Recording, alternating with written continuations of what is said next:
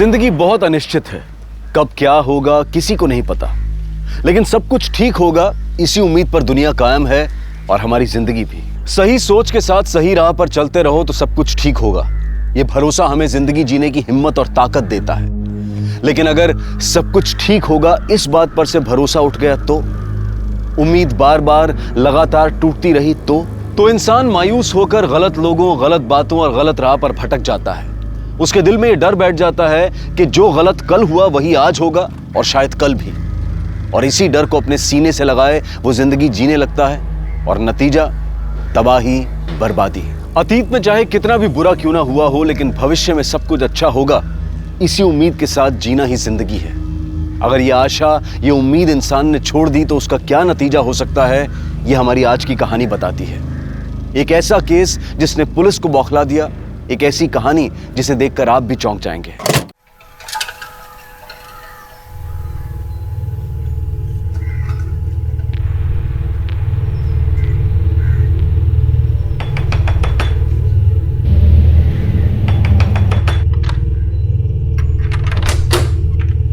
क्या है? पिछले 5 महीने से आप लोगों ने दूध के बिल के पैसे नहीं दिए।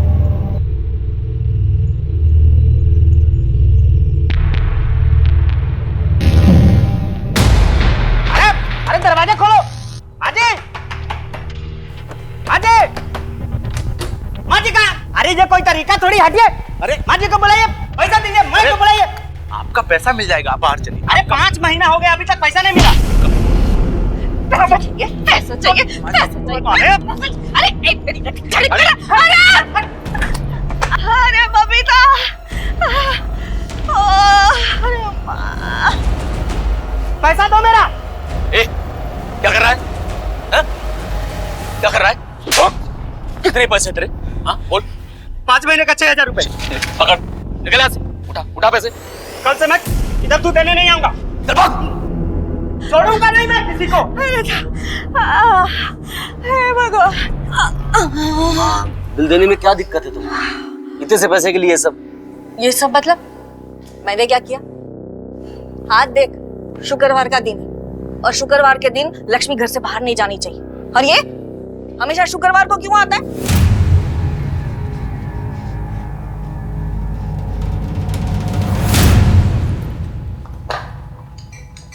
ये लो, टिफिन रेडी नहीं अभी तक। पता नहीं घर में करते क्या है लोग। मैं भी काम ही कर रही हूँ, तुम्हारी तरह यहाँ घूमती नहीं रहती। काम है मेरा वो। टिफिन दे रही हो या जाऊं? नौकरानी नहीं हूँ तुम्हारी, तमीज से बात करो। तभी से बात करने की औकात है तुम्हारी? तुम्हारी है? हाँ, बस सारी धौंस माँ और बहन पर दिखाओ, है ना? बीवी के सामने इतनी अकड़ दिखाई होती ना तो भागती नहीं वो। अच्छा, तो तुमने कौन सा संभाले अपने पति को? बढ़िया नसीहत देने वाली। भैया भैया, अरे दीदी आप दोनों चुप हो जाइए, मैं आ गया हूँ, मैं टिफिन पैक कर देता हूँ। और हो सके तो समझाओ माँ को। रोज झगड़ा करते थे किसी न किसी के साथ, परेशान हो गया हूं मैं। और ये सब ऐसे ही चलता रहा ना तो पागल खाने भेजना पड़ेगा उनको। मैं नहीं बात करती किसी से, कि पकड़ो अपना टिफिन और जाओ।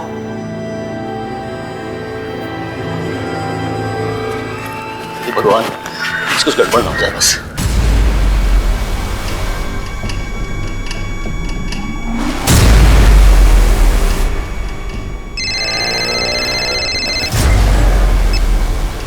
हेलो, हाँ मैं आज बात करता हूँ जुगल से। हाँ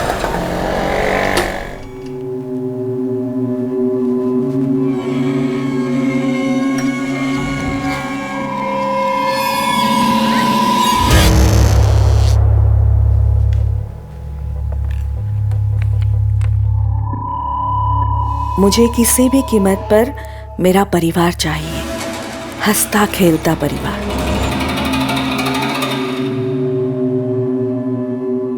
माँ, ये क्या लिखती रहती हो आप? गरम है तो? हाँ, जा।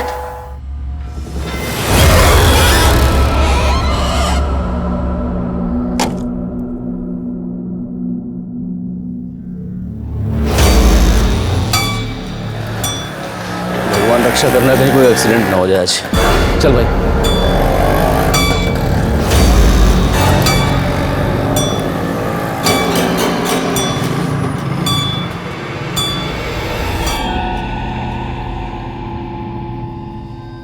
बबीता, ए बबीता। हाँ हाँ माँ।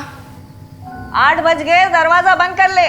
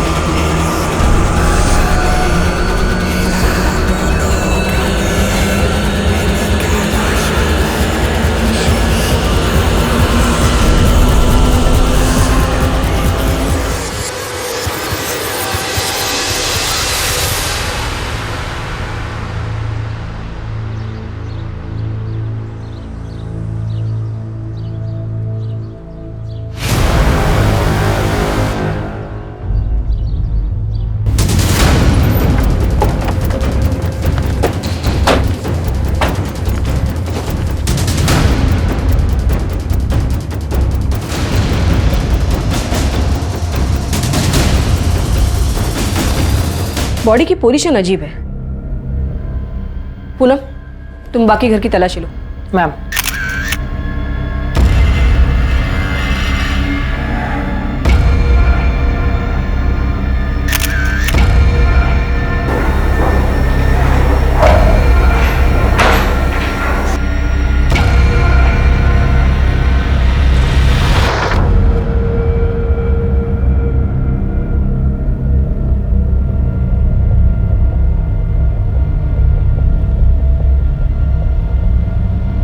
इस कमरे की खिड़की खुली हुई क्यों थी?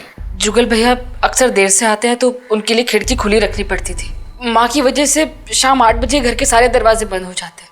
इस उम्र में उन्हें डर लगता है कि कहीं कोई आकर उन्हें कुछ करना दे। किस किस को पता था कि जुगल रात को खिड़की से आना जाना करता है? मैं और माँ के सिवाय राजेंद्र को पता था। राजेंद्र हमारे घर के और बाहर के सारे काम करता है और सुबह सबसे पहले उसने जुगल भैया को देखा था।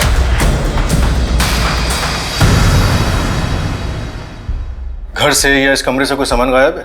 ऐसा कुछ लग तो नहीं रहा। कल जुगल घर कब लौटा? रात 11 बजे तक तो नहीं आए थे और वैसे भी उनके घर आने का कोई फिक्स टाइम नहीं होता।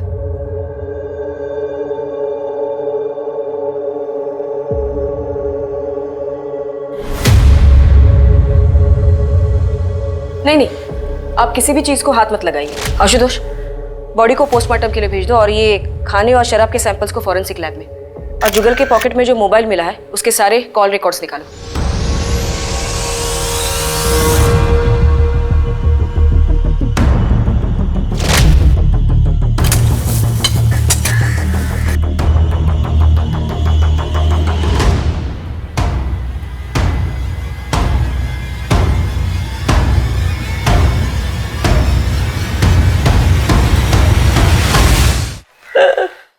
जुगल के अक्सर भी कराता था?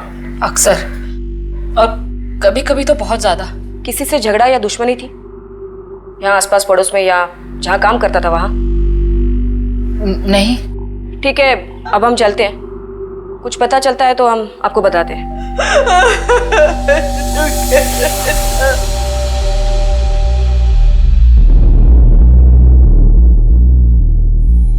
पूनम, विजय, तुम दोनों यहाँ गार्डन और आसपास में देखो, कहीं कोई सुराग या निशान है क्या? बॉडी घसीटने का कोई निशान मिल रहा है क्या, वो भी देखो। Yes ma'am. आशुतोष, पहले हमें ये पता करना है कि जुगल के घर आने से पहले उसके साथ क्या क्या हुआ। मतलब वो कहाँ से आ रहा था, क्या बताया उसकी बहन ने, कहाँ काम करता था वो? रीजन टेलीकॉम में काम करता था। हम वही चलते हैं।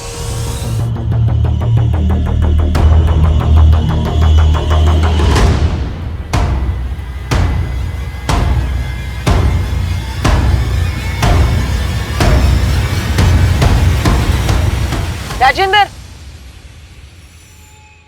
जी मैडम। ये क्या है? देखो, इस एरिया में इस टावर की काफी रेंज है। ये एरिया में ज्यादा जरूरत नहीं है। तो राजेश शर्मा, तुम्हारे ऑफिस से पता चला कि तुम यहाँ हो। तुमसे जुगल के बारे में कुछ बात करनी थी। मतलब जुगल को सचमुच कुछ हो गया क्या? तुम्हारा मतलब? नहीं, मतलब वो हमेशा मुझसे कहता था कि मुझे बचा लेना, मुझे अगर कुछ हो जाए तो। ऐसा क्यों बोलता था वो?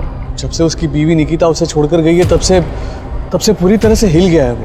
बहुत दारू पीने लगा था, बहुत अजीब हो गया था मैडम। तुम दोनों रोज पीते थे? कभी कभी। तो क्या कल भी तुम उसके साथ थे? हाँ। आज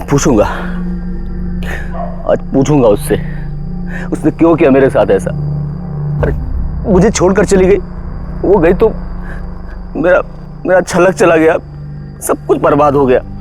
और गई तो गई ना, इतना जलील करके गई कि ये उसने ठीक नहीं किया। राजेश तू मुझे लेकर चल उसके पास, मैं पूछूंगा उससे उसने क्यों किया ऐसा। चल अभी तू मेरे जुगल वो चली गई है मैडम। मैंने उसे कितने बार समझाया कि छोड़ दे, वो चली गई है, बंद कर दे दारू पीना, लेकिन वो मेरी बात मानता ही नहीं था। तो क्या वो कल भी निकिता से मिलने गया था? पता नहीं सर, मैंने तो रात को 11:30 बजे उसे रोज की तरह पास वाले चौराहे पे छोड़ दिया था।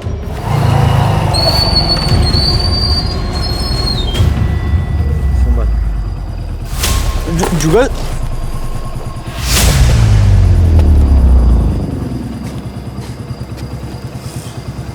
टेंशन मत ले, मैं चला जाऊंगा।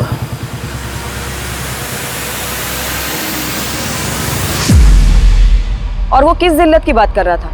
वो भी एक अजीब कहानी है मैडम, उसके बारे में मेरे से बेहतर उसके घर वाले ही बता पाएंगे।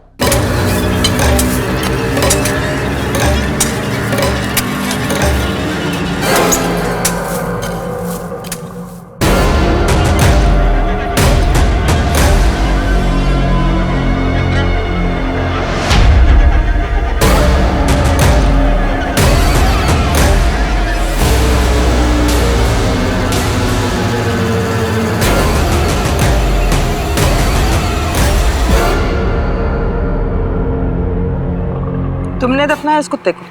जी मैडम। कब दफनाया था? मैडम ये 3 दिन पहले मुझे कुएं में मरा हुआ मिला था।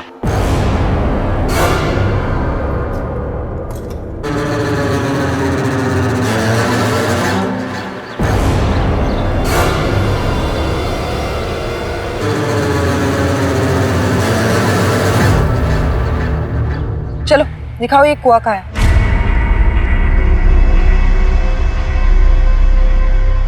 इसी कुएं से निकाला था मैंने। घर वालों को इसके बारे में कुछ पता है? तुमने बताया कुछ उन्हें? मैंने जानबूझकर नहीं बताया मैडम। क्यों? क्योंकि जुगल भैया कुत्तों को लेकर बहुत परेशान होते थे। अगर ये बात उनको पता चलती तो वो गोपाल अय्यर से बहुत झगड़ा करते। गोपाल अय्यर? ये कौन है? हमारे पास ही रहते हैं मैडम। उनको कुत्तों से बड़ा प्यार है, वो कुत्तों को कहीं भी खाना खिलाने लग जाते हैं, यहाँ तक कि हमारे घर के बाहर भी। अय्यर साहब कितनी बार बोला है आपसे यहाँ पर कुत्तों को खाना मत खिलाया करो, आपको बात समझ में नहीं आ रही है? परेशान करके रखा हुआ है। अय्यर साहब आपसे बात कर रहा हूँ, मेरी बात सुन रहे हैं आप? क्या सुनेगा तुम्हारा बात? हा? रोज का एक ही बात, क्या प्रॉब्लम क्या तुम्हारा? मेरा प्रॉब्लम ये है अय्यर साहब कि मैं बोलता हूँ रोज आपको कि कुत्तों को खाना मत खिलाया करो, बात समझ में नहीं आती आपको? ये कुत्ता तुमको क्या करता, कभी काटा है क्या? अरे काटने को अरे जवान नहीं, तुम्हारा टाइम होगा, तुम जाओ। मैंने अरे काट लिया ना तो ठीक नहीं होगा, बता रहे हम आपको। धमकी देने का जरूरत नहीं है। धमकी दे रहा हूँ काट मैं। डालेगा साला तुम कहीं पे। अरे ऐसे कैसे काट डालेगा? इस झगड़े के बारे में और किसी को कुछ पता था? सभी को तो पता था मैडम। उसी ने सब कुछ बर्बाद कर दिया। हमारा हरा भरा परिवार था, सब खराब करके चलती बनी। एक वो और एक सूरज, दोनों की दोनों घटिया और नीच लोग। सूरज कौन? मेरा पति। नारायणं निराकारं नरवीर नरोत्तमं नरसिंहं नागनाथं च तम वंदे नरकांतकम। बोलो श्री सत्यनारायण भगवान की जय। अब ये प्रसाद सब में बांट दीजिए। रुकिए, सूरज जी कहाँ हैं? अरे बबीता, जाओ अपने पति को जल्दी बुला के लाओ। 1 मिनट, मैं बुला के लेके आती हूँ। सूरज जी, सूरज। आ रहा हूँ।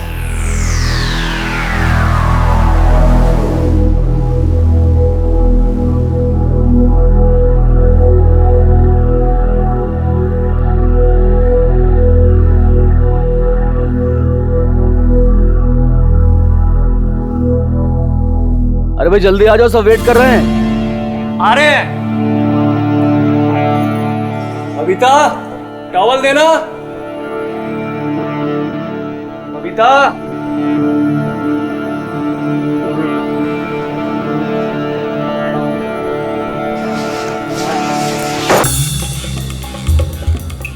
सूरज ये क्या कर रहे हो? अरे प्यार आ रहा है तुम पे आज। छोड़ो, कोई देख लेगा। अरे यहाँ कौन देखेगा? इतनी दूर खड़ी, उधर आना।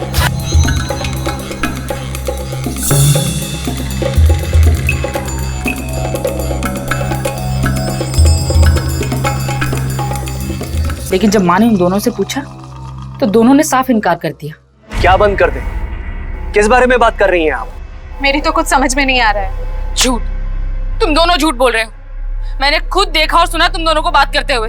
बबीता, मैं बात कर रही हूँ ना। आप भी क्यों बात कर रही हैं? हमारी इज्जत का तो ख्याल करिए।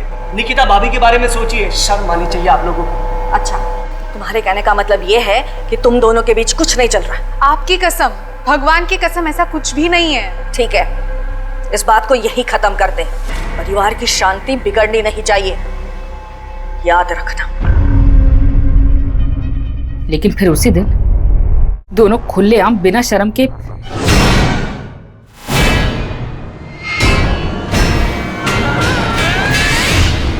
सूरज! सूरज! क्या तुमने अपने पति को ढूंढने की कोशिश नहीं की?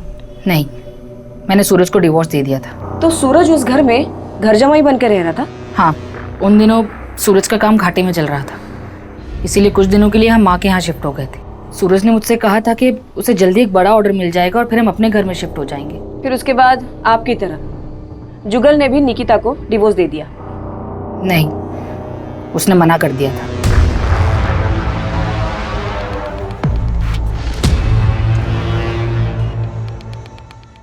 अजीब बात है, तेरवा देवी का जमाई सूरज उन्हीं की बहू निकिता के साथ भाग गया।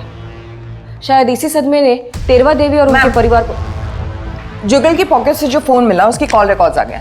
उसके हिसाब से निकिता और जुगल के बीच काफी कॉल्स हुए। कल रात को भी निकिता ने उससे बात की थी और ये जुगल की आखिरी कॉल थी। कितने बजे? करीब 11:30 बजे। मैडम, जुगल के दोस्त राकेश ने भी ये बताया था कि तकरीबन इसी टाइम के आसपास उसने जुगल को चौराहे पे ड्रॉप किया था। हो सकता है कल रात जुगल अपनी बीवी निकिता से मिलने गया हो और उसे मौत का सामना करना पड़ा हो, क्योंकि ये बात हम जानते हैं कि जुगल ने डिवोर्स देने से मना कर दिया था, इसलिए सूरज और निकिता ने मिलके जुगल को मार दिया हो। पूनम, जुगल मिश्रा के घर के कंपाउंड में उसकी बॉडी घसीटने के निशान मिले? नहीं मैम, लेकिन एक अजीब बात सामने आई है। उनके घर के नौकर राजेंद्र को एक कुत्ते की लाश मिली जो उसने दफनाई। घर वालों में से किसी को नहीं बताया और उसका कहना है कि उसके घर के पास रहने वाले गोपाल अय्यर का जुगल से झगड़ा न हो, इसलिए उसने ये बात किसी को नहीं बताई। यहाँ इस केस में सब अजीब है। वो बुजुर्ग माँ, उनके जमाई और बहू, नौकर राजेंद्र और अब ये गोपाल अय्यर। इस गोपाल अय्यर की कुंडली निकालो, पता करो कि कल रात वो कहाँ था और ये सूरज और निकिता के बारे में भी पूछताछ करो। वैसे ही आप अर्जुन की भी करोगे ना? क्या मेघा की माँ, नैना की शादी का तो कोई मुकाबला ही नहीं हो सकता। ओ भाई, बस हो गया। मैं अपने अर्जुन और जूही की शादी ऐसे करूंगी कि देखती रह जाओगी, आंखें फट जाएंगी, लाखों में एक। कौन है? माँ कौन है? माँ कौन है? माँ माँ कौन है? मैं हूँ बबीता। बबीता, वो आया? वो नहीं आया। ऐसे कैसे? तूने उसे जुगल के बारे में बताया था ना? अब उसे आना ही होगा, अब आना ही होगा उसे।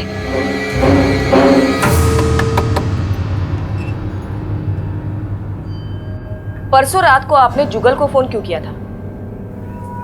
माफी मांगने के लिए। अच्छा, परसों रात आप कहाँ थी? यही घर पे ही थी। इस बात का कोई गवाह? गवाह की क्या जरूरत है, मैं यहाँ घर पे ही थी। मगर आप ये सब क्यों पूछ रहे हैं? कल सुबह जुगल के कमरे से उसकी लाश मिली, तो इससे आपको कोई दुख नहीं पहुंचा? जो होता है अच्छे के लिए होता है। अब सूरज के साथ शादी करने के लिए आप आजाद जो हो। आजाद? सूरज ने तो कब से अपनी आजादी चुन ली है। मतलब? हमारे बीच में अब कुछ भी नहीं है। तो अब सूरज कहाँ है? मुझे नहीं मालूम। गोपाल अय्यर आपका ही नाम है ना? जी, मेरा नाम है। जुगल मिश्रा को जानती थी? वो दरिंदा, मेरे को तो उसका नाम भी नहीं सुनना। परसों सुबह आपकी उसके साथ लड़ाई हुई थी। हाँ, वो तो रोज होती है, कौन सी नई बात है? और आपने उसे मारने की धमकी भी दी थी। काट डालेगा साला तुम कहीं पे। अरे ऐसे कैसे काट डालेगा? अरे मैडम, मैं तो उसे डरा रहा था, पता नहीं उसे कुत्तों से इतनी नफरत क्यों थी। अब देखिए ना, पिछले हफ्ते मेरे 3 कुत्ते गायब हो गए, उसी ने शायद कुछ किया होगा। अच्छा वो मर गया, कम से कम मेरे कुत्ते तो बचे रहेंगे। परसों शाम को और रात को आप कहाँ थे? जी, मैं घर पे था, पूरी रात घर पे था। आपको चाहिए तो मेरी बीवी से पूछो, लेकिन आप लोग ये सब मुझसे क्यों पूछ रहे हैं? आपको क्या लगता है मैंने कुछ किया?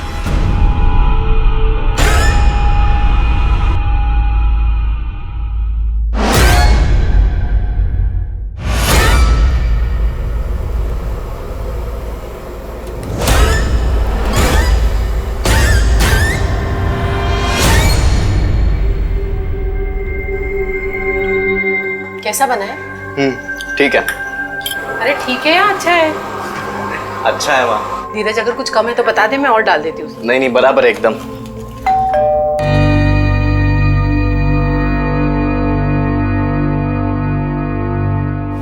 धीरज बेटा, कितना बड़ा हो गया है तू। 5 साल हो गए तुझे देखे। अरे अपनी दादी और बुआ को अंदर नहीं बुलाएगा? आ जाइए।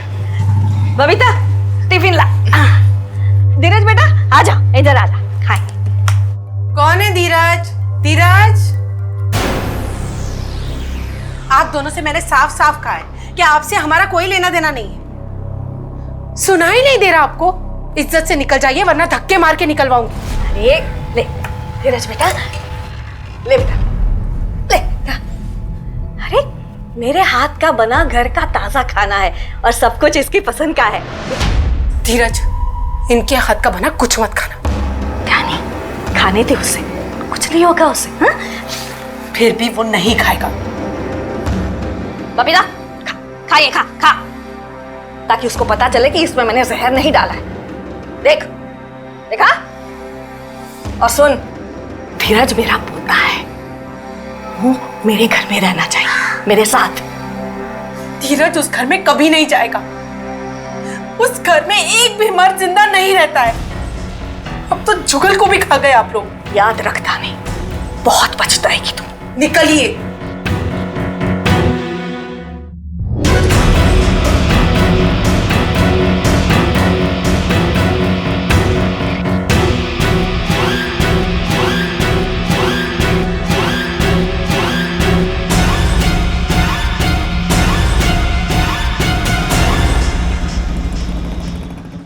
अरे साहब, लेकिन क्या कहाँ लेकर जा रहे हैं आप मुझे?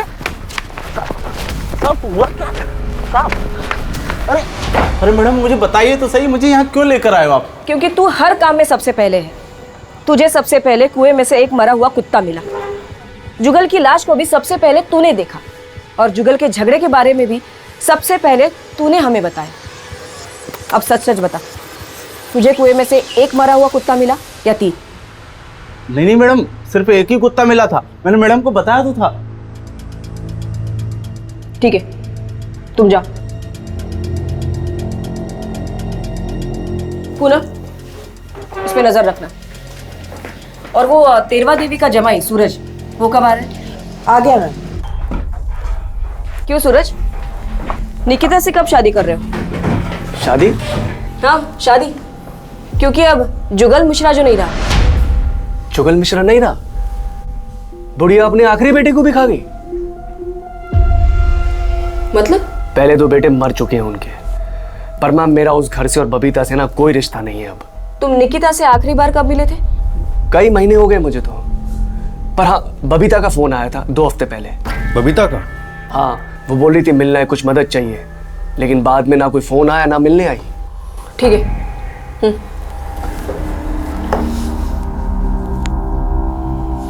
बबीता ने इसे फोन क्यों किया होगा?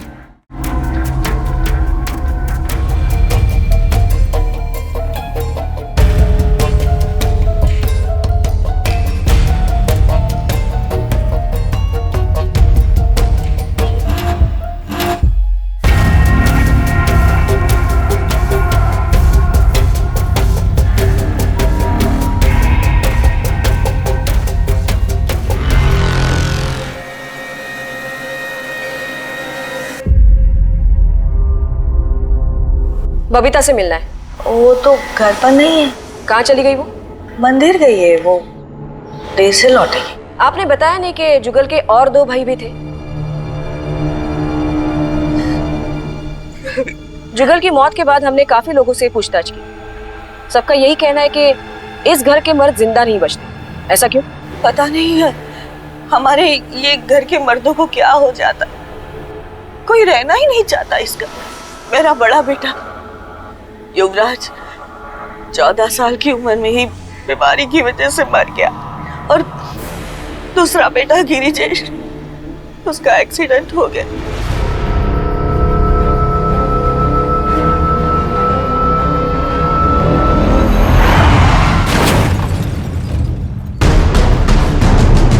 उसके बाद गिरिजेश की बीवी खानी मेरे पोते को लेकर घर छोड़कर चली गई। ये कब की बात है? 8 साल पहले की बात है। बबीता जैसे घर आए उन्हें कहिएगा कि हमें कांटेक्ट करें। और आपका नौकर राजेंद्र कहीं नहीं दिख रहा। गया होगा इधर उधर कहीं, मुझे नहीं पता।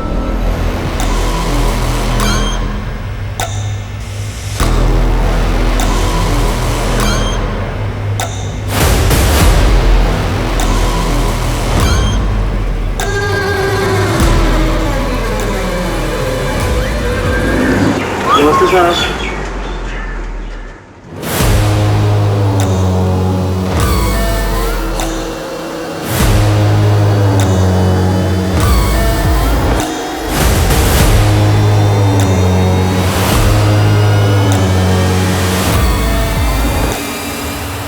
आशुतोष, तेरवा देवी के पोते धीरज के बारे में पता करो। तेरवा देवी चाहती थी कि उनका पोता धीरज वापस घर लौटे। शायद इसी बात में जुगल की मौत का राज छिपा हो। और मैडम, ये गिरिजेश की मौत क्या वाकई में एक एक्सीडेंट थी या फिर इसमें भी कुछ और था? आशुतोष, ये 8 साल पहले की बात है। मान लिया जाए कि गिरिजेश की मौत एक एक्सीडेंट से हुई हो और इसी बात का तेरवा देवी को सदमा पहुंचा हो और वो वहमी बन गई हो। मैं खुद एक माँ हूँ और बच्चे खोने का गम मैं समझ सकती हूँ, लेकिन ऐसा भी हो सकता है कि तेरवा देवी के वहम के हिसाब से वो चाहती हो कि उनका तीसरा बेटा भी मर जाए लेकिन पोता बचे और इसकी वजह से उनकी घर की खुशहाली वापस लौटे। और साथ ही हम तेरवा देवी की बेटी बबीता, दामाद सूरज, बहू निकिता, पड़ोसी गोपाल अय्यर और नौकर राजेंद्र को नजरअंदाज नहीं कर सकते। 35 वर्षीय जुगल तेरवा देवी का बचा हुआ इकलौता बेटा, लेकिन अब वो भी मर चुका था। लेकिन पुलिस का यह शक कि जुगल की हत्या हुई है काफी ठोस था और शक के दायरे में जुगल की पत्नी निकिता, जुगल की बहन बबीता कुमारी और बबीता का पति सूरज थे। क्या इनके अलावा कोई और भी था जो जुगल की जान ले सकता था? और इस हत्या की वजह क्या थी? जुगल एक नशेबाज, हारा हुआ इंसान था। उसे मारकर किसी को क्या मिलने वाला था? पुलिस कोशिश कर रही थी लेकिन उन्हें कोई रास्ता नजर नहीं आ रहा था। और उसी वक्त पुलिस के पास एक ऐसी खबर आई जिसकी वजह से ये केस उल्टी दिशा में घूम गया। और जैसा कहना मैडम, मैं धीरज मिश्रा हूँ, तेरवा देवी मिश्रा का पोता। कल शाम से मेरी दादी और बुआ गायब है। उनका फोन भी बंद आ रहा है। दादी और बुआ घर पे नहीं है? नहीं, वो कल शाम को निकले थे, अभी तक वापस नहीं आए। लेकिन मुझे तो आज घर आने कहा था उन्होंने। कल शाम को उनके जाने के बाद अगर वो वापस घर नहीं लौटे तो तुमने हमें आके क्यों नहीं बताया? और आखिरी बार कब और कहाँ देखा था उनको? मैडम, कल शाम को उन्हें कहीं बाहर जाना था तो उनके लिए ऑटो मैं ही लेकर आया था।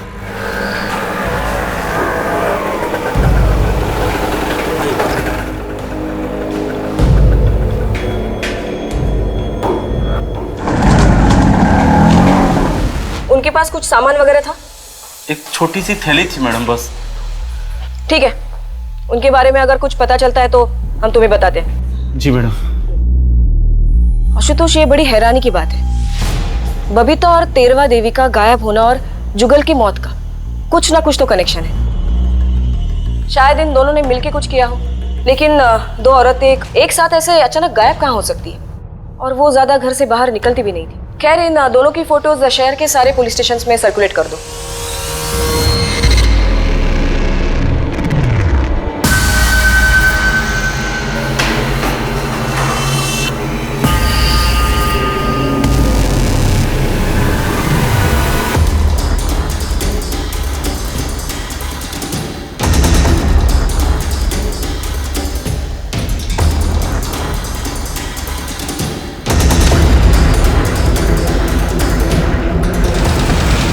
बबीता कुमारी और तेरवा देवी का गायब होना एक पहेली थी। उनके दुश्मन तो काफी थे, लेकिन उनमें से कौन उन दोनों को गायब कर सकता था, इस बारे में पुलिस उलझन में थी। और तभी एक बार फिर से इस केस ने रुख बदला। मैडम, जुगल मिश्रा की पोस्टमार्टम रिपोर्ट। इस रिपोर्ट के मुताबिक जुगल की मौत अल्कोहल ओवरडोज की वजह से हुई थी। ज़्यादा शराब पीने की वजह से उसे वॉमिट सेंसेशन हुआ जो उसके विंड पाइप में अटक गया। और वो सांस नहीं ले पाया।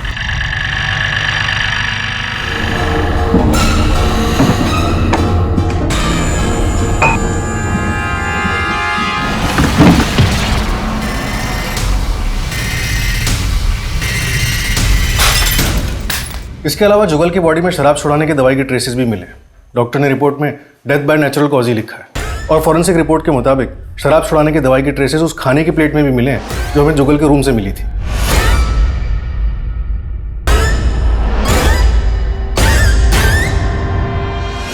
लेकिन अब सवाल ये उठता है कि अगर जुगल की हत्या नहीं हुई थी तो तेरवा देवी और बबीता भागे क्यों? इन दोनों के भागने के पीछे जरूर कोई कारण होगा, या फिर ये भी हो सकता है कि इन दोनों के साथ भी कोई हादसा हुआ हो। मैम, बबीता और तेरवा के फोन रिकॉर्ड्स में कुछ खास हाथ नहीं लगा, लेकिन बबीता की राजेश शर्मा के साथ अक्सर फोन पे बातें होती थी।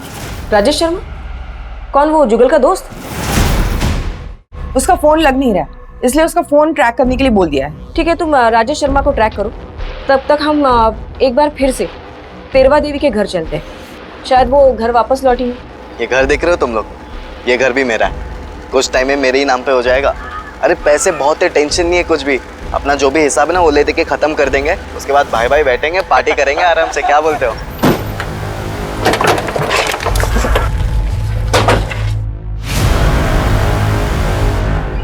तुम यहाँ क्या कर रहे हो? और राजेंद्र का है? सर मैं वो अपनी दादी और बुआ से मिलने आया था बस।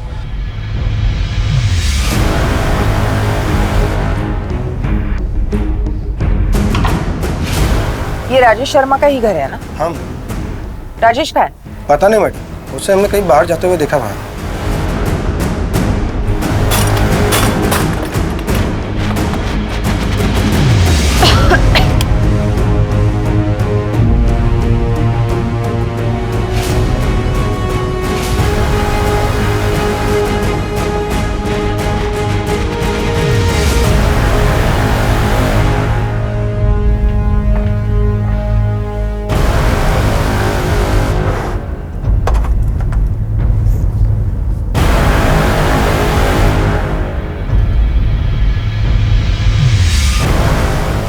लेकिन इस रिपोर्ट के मुताबिक ये राजेश शर्मा 3 दिन से गायब है, कुछ अता पता नहीं है, उसका फोन भी ट्रेस नहीं हो पा रहा।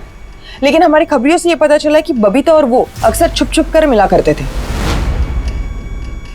ये केस उलझता ही जा रहा है। कहीं ये राजेश तेरवा देवी और बबीता के साथ मिलकर कुछ साजिश तो नहीं कर रहा? मैडम, ये भी तो हो सकता है कि बबीता और राजेश के रिश्ते को जुगल और तेरवा देवी का विरोध था, इसलिए जुगल की मौत के बाद उन्होंने तेरवा देवी को अपने रास्ते से हटा दिया। फिर ये बबीता क्यों गायब है? और वो उनका नौकर राजेंद्र, वो कहाँ चला गया?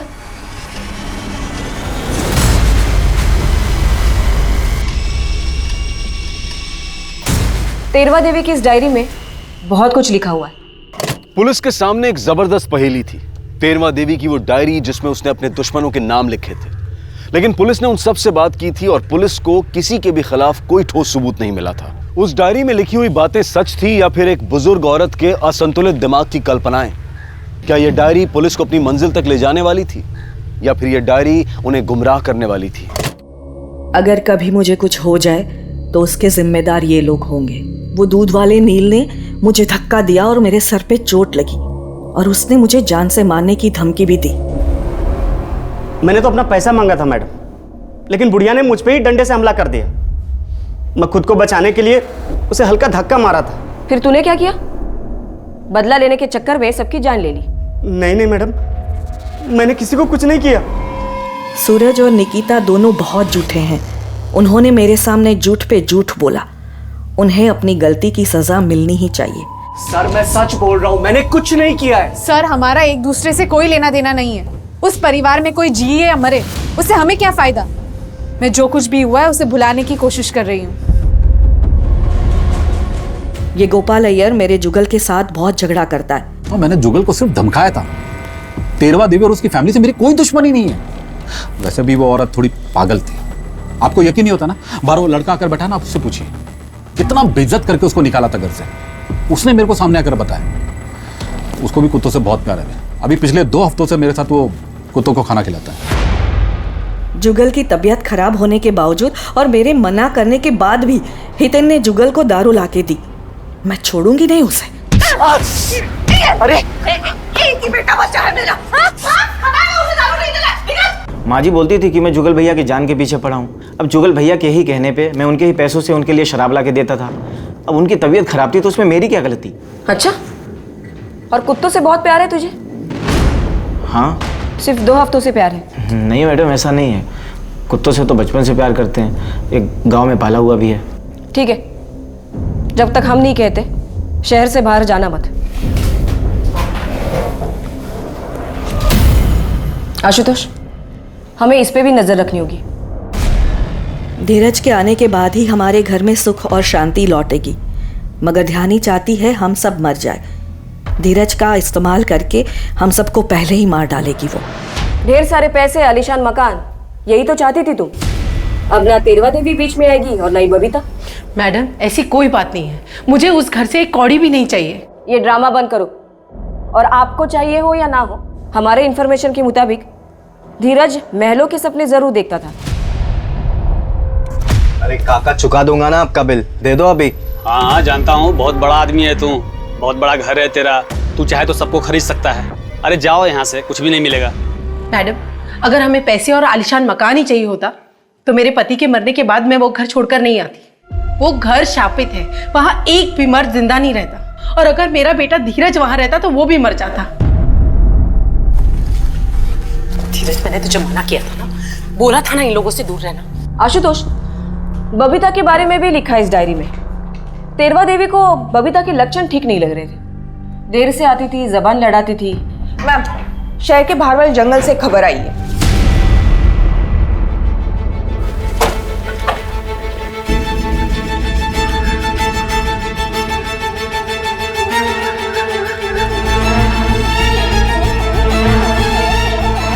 लाश पे घाव का निशान काफी भारी और गहरा है। लगता है किसी ने बहुत बेरहमी से मारा है इसे। इस केस की शुरुआत जुगल की मौत से हुई थी, तब हमें लगा था कि हत्या है, पर ऐसा था नहीं। और अब जुगल की माँ तेरवा देवी गायब है और बहन बबीता की लाश मिली है। बबीता इनमें से अहम कड़ी थी, अब वो भी टूट चुकी है। तेरवा देवी गायब है और नौकर राजेंद्र, अभी तक उसकी कोई खबर नहीं। मैडम, उसकी डायरी से हमें उसकी दुनिया के बारे में पता चला था। उसकी डायरी में मौजूद लोग उसकी दुनिया में बसते थे और उसी दुनिया में से किसी ने शायद ये कांड किया। लेकिन अब सवाल ये है कि तेरवा देवी की दुनिया में बसने वाला वो कौन व्यक्ति है जिसने सब कुछ किया। इतने दिनों से ढूंढ रहे हैं तुझे, ना तेरा फोन लग रहा है, ना किसी को पता है कि तू कहाँ था। गाँव गया था, वहाँ पर नेटवर्क नहीं था। बबीता से क्या रिश्ता है तुम्हारा? प्यार करते थे हम एक दूसरे से। तो उसे मारा क्यों? मैं उसे क्यों मारूंगा मैडम? हम दोनों एक दूसरे से प्यार करते थे और जिस दिन जुगल की हत्या हुई उस दिन मैं उसे सब सच बताने वाला था कि मैं और बबीता शादी करने वाले हैं। लेकिन उस दिन जुगल निकिता को लेकर बहुत परेशान था, इसीलिए मैंने उसे कुछ कहा नहीं। और फिर अगले दिन पता चला कि जुगल की मौत हो गई। अरे मैं तो गांव जाने से पहले उसे मिला भी था। वो और तेरवा देवी कोई चंद्रपाल बाबा को मिलने जाने वाले थे।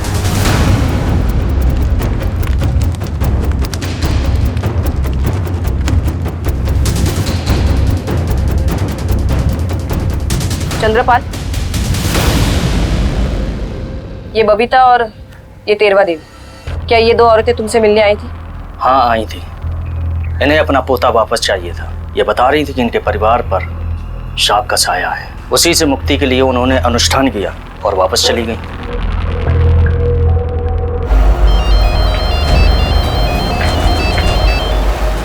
हेलो,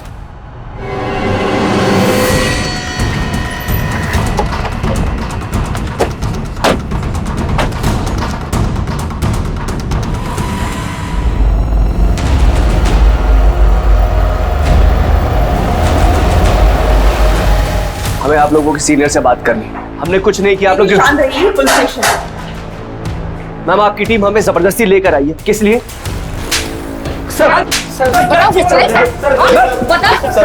अच्छा बताता हूँ। मैं भी हरिओम चंद्रपाल बाबा का भक्त था। उस दिन मैंने बबीता और तेरवा देवी को उनके आश्रम में देखा था। वहाँ से मुझे पता चला कि वो दोनों वहाँ पे वापस आने वाले थे। तब मैंने हितेन को याद किया। हितेन को पहले ही तेरवा देवी से नफरत थी। ये रिक्शा चलाता है। माँ जी नमस्ते। पहचाना? इसने घर छोड़ने के बहाने उन दोनों को अपने रिक्शा में बैठाया। कहाँ जा रहे हैं हम? अरे हितेन, ये कहाँ ले जा रहा है? ये हमारे घर का रास्ता नहीं है, कहाँ से लेकर जा रहा है तू? ये अजीब सी जगह है। कहाँ लेकर आया तू? कितने बार बोला तेरे को? क्या लेकिन ये सब करके तुम दोनों को क्या हासिल होने वाला था? क्या तुम तेरवा देवी से कुछ साइन करवाना चाहते थे? मैम हमें तो बाद में मिलता, पहले तो उसे हासिल होने वाला था। किसे?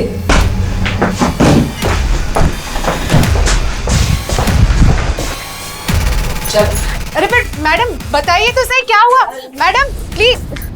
सूरज और मैं अलग हो चुके थे, लेकिन जुगल की मौत के बाद मेरे दिमाग में एक प्लान आया था, तो मैंने सूरज को अपने पास बुलाया। सूरज, जुगल अब रास्ते से हट चुका है और ध्यानी तो अभी हवेली में वापस आएगी नहीं और ना धीरज को आने देगी। इसका मतलब समझते हो? अरे जुगल ने मुझे अब तक डिवोर्स नहीं दिया है, इसका मतलब मैं अभी भी मिश्रा खानदान की बहू हूँ और उस हवेली पे मेरा भी हक है। मगर बबीता और बुढ़िया, उसका क्या? और इसलिए तुमने बबीता को इतनी बेरहमी से मारा? तेरवा देवी एक बुजुर्ग औरत थी जो अपने परिवार को जोड़कर रखना चाहती थी। वो चाहती थी कि उसका परिवार एक ही छत के नीचे सुख और शांति के साथ रहे, लेकिन वो हो ना सका और नतीजा, उसका भरोसा, उसकी उम्मीद टूट गई। जिंदगी के इस अनिश्चित पहलू ने तेरवा देवी को इस कदर तितर बितर कर दिया कि वो तंत्र मंत्र और तांत्रिक की झूठी बातों पर भरोसा करने लगी। उसका विश्वास ऐसी बातों पर बैठ गया जहां पर सिर्फ फरेब और मक्कारी थी, और था तेरवा देवी के बचे खुचे कुटुंब का अंत। तेरवा देवी अकेली थी, उम्र ढल गई थी, कमजोर थी, और राजेंद्र, निकिता और सूरज ने इस बात का फायदा उठाया। कठिन समय में तेरवा देवी कमजोर पड़ गई और अपनी जिंदगी से हाथ धो बैठी। कठिन समय हर किसी की जिंदगी में आता है, और इसी कठिन समय में सबसे ज्यादा शक्ति की जरूरत होती है। हम ये प्रार्थना करते हैं, उम्मीद करते हैं कि ये शक्ति हम सबको मिले। देखते हैं हमारे आज के एपिसोड की दूसरी कहानी।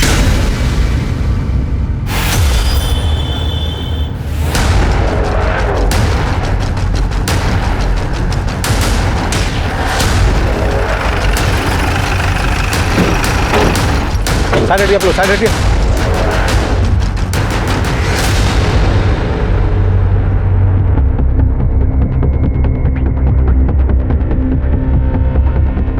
मिश्रा सर, आसपास देखो, इस औरत की कोई आईडी प्रूफ या मर्डर वेपन मिलता है तो। Okay sir. शुक्ला सर। आप लोगों में से किसी ने कुछ देखा? नहीं सर। इस औरत को जानते हो आप लोग? यहीं की है या कहीं और की है? मालूम है सर। सर, ये औरत शायद प्रेग्नेंट थी और बाकी बॉडी पे घसीटने के अलावा और कोई चोट के निशान नहीं है सर। सर, घाव और बॉडी की कंडीशन को देखकर ये लग रहा है कि ये मर्डर पिछले 24 घंटे के अंदर हुआ है। सर, शायद चेहरा इसीलिए बिगाड़ा गया है ताकि इसकी पहचान ना हो सके। लेकिन शुक्ला, कोई किसी औरत का इस तरह से पेट चीट कर बच्चा क्यों निकालेगा? क्या मकसद हो सकता है उसका? दुश्मनी या बदला? एक काम करो, आसपास और अच्छी तरह से चेक करो, शायद इसके बच्चे को कहीं आसपास ही फेंका हो।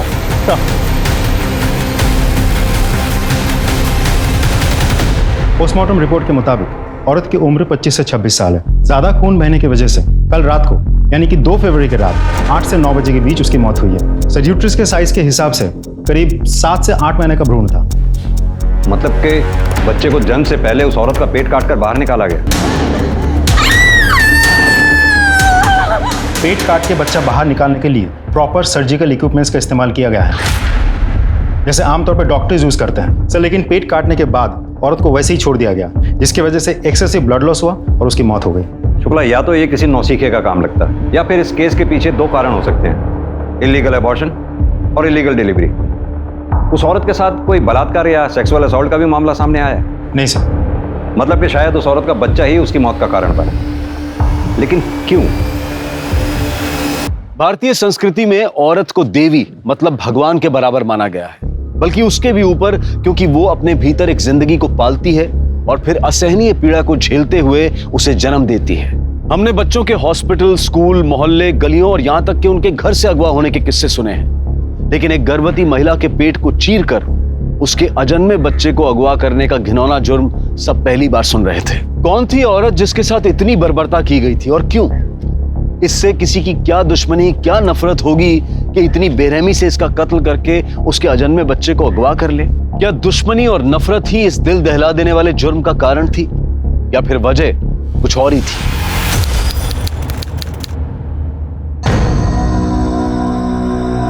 इंस्पेक्टर साहब कहाँ? बहुत जरूरी काम है मुझसे। कहाँ है इंस्पेक्टर साहब? हो रहे सिग्नेचर मैंने ले लिया। सर हमें एक रिपोर्ट लिखवानी है। मेरी बीवी कल सुबह से लापता है। सब्जी लेने के लिए मार्केट गई थी सर, अभी तक वो वापस नहीं आई। हर जगह पता किया, सब जगह ढूंढा सर, और तो और उसका फोन भी ऑफ आ रहा है सर। कहीं ऐसा तो नहीं वो अपने मायके चली गई हो? नहीं सर, वो वहां नहीं गई, मैंने वहां भी पता करा है सर। उसकी कोई फोटो वगैरह? उनका किसी के साथ कोई झगड़ा, कोई दुश्मनी? नहीं सर, ऐसा कुछ भी नहीं है। बहुत सिंपल लोग हैं सर हम। आपसे ये किसने कहा कि सिंपल लोगों की किसी से कोई दुश्मनी या झगड़ा नहीं होता? ये भी तो हो सकता है वो अपनी मर्जी से कहीं चली गई, उसकी किसी से कोई दोस्ती या अफेयर वगैरह। सर कैसी बातें कर रहे हैं आप?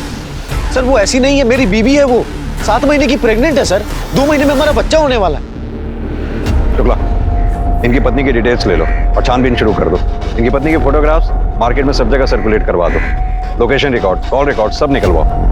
देखो शायद किसी ने कुछ देखा हो। चलो अब आइए मेरे साथ।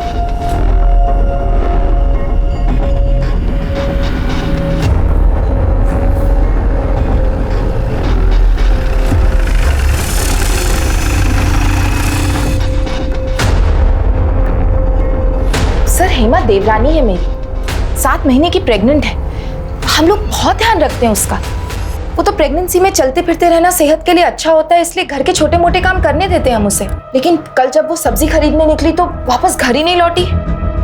सर यकीन मानिए हमारे परिवार में कोई झगड़ा, कोई मनमुटाव है ही नहीं सर। आज के जमाने में भी हम लोग ज्वाइंट फैमिली में रहते हैं सर। 6 लोग के परिवार है, 7वें का तो बड़ी बेसब्री से इंतजार चल रहा है।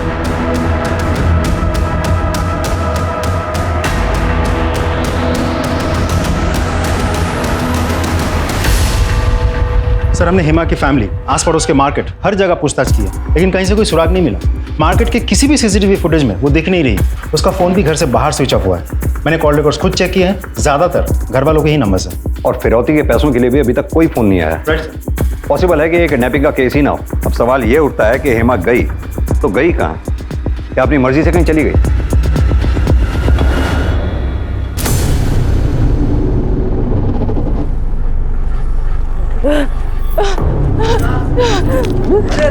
मैडम क्या हुआ आपके साथ? अरे संभालिए संभालिए संभालिए, संभालिए संभालिए अपने आप को। कोई पानी ला, पानी ला। मैडम पानी लेके आ दो, पानी लेके आ। क्या बात है, क्या हुआ? अरे आपसे मिलने आ रही थी, अचानक बेहोश होकर गिर गई।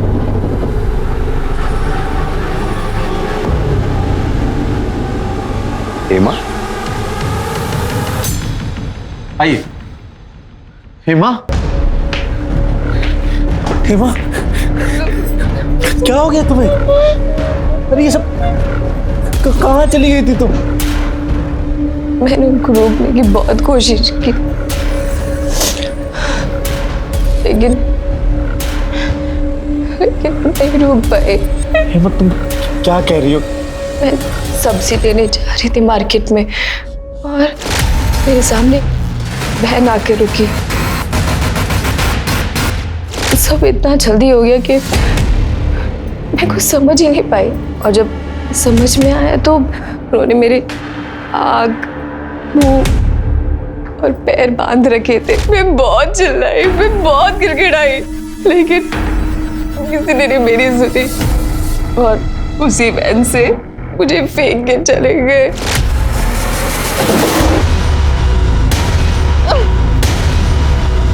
मैं बहुत मुश्किल से यहाँ तक पहुंची हूँ। आपने उन किडनैपर्स का या फिर उस औरत का चेहरा देखा है, या फिर कोई ऐसी बात जो आपको याद हो? सर उनका चेहरा हमेशा ढका रहता था। सर प्लीज, मैं आपके हाथ जोड़ती हूँ, प्लीज मेरा बच्चा वापस ला दो।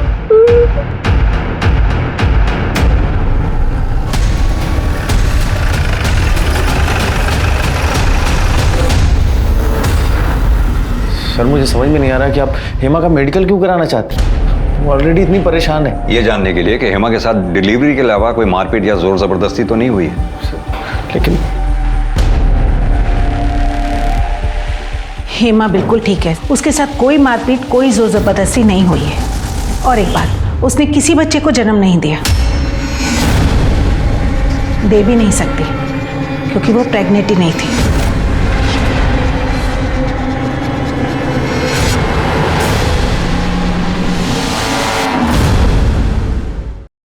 सर राजेश भैया की 2 बेटियां हैं, वो बेटा नहीं दे पाए। अब सबकी उम्मीदें हमसे हैं कि हम खानदान को एक बेटा एक वारिस देंगे। सर हम तो बहुत कोशिश करते थे, लेकिन मैं कभी प्रेग्नेंट हो ही नहीं पाई। सर हालत इतनी खराब हो गई थी कि घर में आते जाते सब मुझे ताना देते थे। अब मैं उन्हें तो कुछ नहीं कह सकता था, तो अपनी सारी भड़ास मैं हेमा पर जाकर निकालता था। अतुल, देखो भगवान पे भरोसा रखो, जब वो चाहेगा बच्चा हो जाएगा।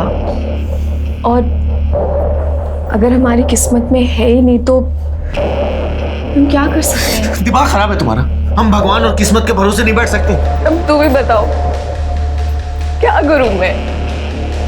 सर 7 महीने पहले हमने ये प्लान बनाया कि सबको जाकर के झूठ कह देंगे कि हेमा प्रेग्नेंट है, और प्रेगनेंसी के 7वें महीने में ये किडनैपिंग का नाटक, ताकि हेमा जब लौटकर वापस जाए और सबको बताए कि उसने अपने बेटे को खो दिया है, तो पूरे परिवार की सिंपैथी मिले और हमें ताना भी नहीं सुनना पड़े। सर मैंने तो अतुल को कहा था कि ये सब करने का कोई फायदा नहीं है, लेकिन इन्होंने। तुम दोनों कुछ पागल हो क्या, या अपना दिमाग इसी तरह की घटिया प्लानिंग में इस्तेमाल करते हो? कभी IVF सेंटर का नाम नहीं सुना आप लोगों ने? वही चले जाते। न जाने तुम जैसे कितने कपल्स जो औलाद के लिए तरसते हैं, उन्हें अपनी औलाद मिली है वहां से। यार really sorry sir. We are sorry. अभी तो जाने दे रहा हूं आप लोगों को। अगली बार ऐसा कोई नाटक किया तो मेरे से बुरा कोई नहीं होगा। जा सकते हैं आप। Thank you sir.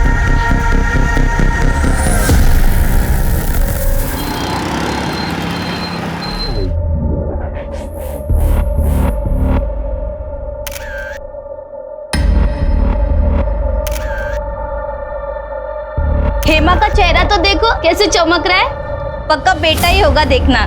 हेमा आज तेरी गोद भराई है, माँ बनने वाली है तू। अरे थोड़ा तो मुस्कुरा दे। क्या हुआ हेमा, सब ठीक है ना? तू कुछ परेशान लग रही है। जया भाभी, हेमा का पूरा परिवार है उसका ध्यान देने के लिए, आप अपना देखिए। आपको भी तो 2 महीने में बच्चा होने वाला है। बाकी हेमा को डरने की कोई जरूरत नहीं है ना हेमा?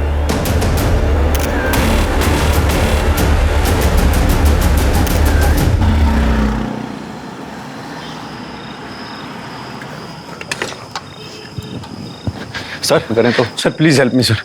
सर मेरी पत्नी गायब हो गई है सर। सर प्लीज मेरी मदद कीजिए। तुम वही हो ना जिसने पिछली बार भी अपनी प्रेग्नेंट बीवी की किडनैपिंग का झूठा नाटक रचा था? तुम फिर आ गए यहाँ पर। ये पुलिस स्टेशन है, कोई पंचायती की दुकान नहीं है। सर मैं कसम खा के कह रहा, मैं इस बार झूठ नहीं बोल रहा। सर आपके कहने पे IVF सेंटर पे भी गए थे हम सर। सर हेमा प्रेग्नेंट हो गई थी सर। सर वो 7 महीने की प्रेग्नेंट है। पिछली बार की तरह प्रेग्नेंट? नहीं सर, इस बार सच में प्रेग्नेंट है हेमा सर। सर आज उसकी गोद भराई की रस्म थी सर। सर आपको यकीन नहीं हो रहा ना? आज की फंक्शन की फोटो देख लीजिए आप। सर मैं झूठ नहीं बोल रहा सर। सर ये सारी फोटोज आज की हैं सर, आज सुबह की। कब गायब हुई है? सर फंक्शन के बाद दोपहर में सब लोग सोने चले गए। शाम में जब सोकर उठे तो हेमा गायब थी सर। सर हमने हर तरफ ढूंढा, और तो सर उसका फोन भी स्विच ऑफ आ रहा है। सर प्लीज कुछ कीजिए सर। ठीक है, अपनी पत्नी की फोटोग्राफ और बाकी की सारी डिटेल्स इन्हें लिखवा दो। लेकिन अगर ये इस बार भी नाटक हुआ तो इस बार तुम्हें दोनों पति पत्नी को जेल में बैठ के नाटक खेलना पड़ेगा। नहीं सर, कोई नाटक नहीं, मैं बिल्कुल सच कह रहा हूँ सर। मेरे साथ। जी सर। 7 महीने की गर्भवती औरत कहां जा सकती थी और क्यों? क्या इस बार उसे सचमुच किसी ने अगवा कर लिया था, या फिर पिछली बार की तरह वो खुद अपनी मर्जी से कहीं चली गई थी? झूठी किडनैपिंग के बाद हेमा के साथ क्या हुआ? सर, मोबाइल लोकेशन रिकॉर्ड के मुताबिक हेमा का फोन 1 फरवरी को शाम के 4 बजे शताब्दी नगर में स्विच ऑफ हुआ है। शताब्दी नगर? सर वहाँ करने क्या गई थी हेमा? पता नहीं सर, मैंने अतुल को भी पूछा था, उसे भी कोई आइडिया नहीं है क्या करने गई थी वो वहाँ। आइडिया नहीं है, बता नहीं रहा हूँ। खैर वो तो पता चली जाएगा। हेमा के कॉल रिकॉर्ड्स का क्या हुआ? हेमा के कॉल रिकॉर्ड्स के मुताबिक ज़्यादातर कॉल्स फैमिली मेम्बर्स को किए गए हैं, खास करके अतुल को। सिर्फ एक नंबर ऐसा है जिस पे लगातार हेमा की 1 महीने तक बात हुई थी, लेकिन हेमा के गायब होने के 1 महीने पहले बातचीत बिल्कुल बंद हो गई थी। पता करो ये नंबर किसका है। Yes sir. सर मेरी बेटी सर मेरी। आप बाहर चलिए आप ऐसे अंदर नहीं आ सकते। सर चलिए सर मेरी बेटी को बचा। सानिका मैडम बोल लें, कहिए क्या बात? सर मेरी 1 दिन की बेटी गायब हो गई है सर, मेरी मदद कीजिए सर, उसे वापस ला दीजिए प्लीज सर, मेरी मदद कीजिए। सर कल सुबह सिटी नर्सिंग होम में सोनाली की डिलीवरी हुई थी और तकरीबन 11 बजे हमारी बेटी पैदा हुई थी। सर आज सुबह जब सोनाली वॉशरूम से आई तो हमारी बेटी गायब थी सर। हमने सारा हॉस्पिटल देख लिया लेकिन हमारी बच्ची कहीं नहीं मिली सर। सर मेरी बेटी को वापस ला दीजिए सर, उसे ढूंढ दीजिए सर। देखिए आप शांत हो जाइए, चिंता मत कीजिए, हम जल्द से जल्द आपकी बच्ची को ढूंढने की कोशिश करेंगे। आप कंप्लेंट लिखवा दीजिए बाहर। तिवारी मैडम, इनकी कंप्लेंट ले लो आप। सर, शताब्दी नगर में एक औरत की लाश मिली है।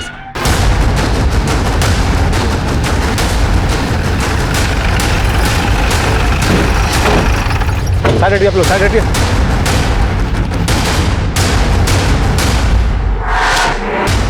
पोस्टमार्टम रिपोर्ट के मुताबिक औरत की उम्र 25 से 26 साल है। ज्यादा खून बहने की वजह से कल रात को यानी कि 2 फरवरी की रात 8 से 9 बजे के बीच उसकी मौत हुई है। सर्ड्यूट्रिस के साइज के हिसाब से करीब 7 से 8 महीने का भ्रूण था। मतलब कि बच्चे को जन्म से पहले उस औरत का पेट काटकर बाहर निकाला गया। सर, जहां उस औरत की लाश मिली थी उससे कुछ दूरी पर 7 महीने का भ्रूण भी मिला है। इन सारी चीजों को देखते हुए और बॉडी की डिटेल्स को देखते हुए ये लाश हेमा की लगती है। शुक्ला, एक काम करो, हेमा के हस्बैंड अतुल को लाश की शिनाख्त के लिए बुलाओ। सर,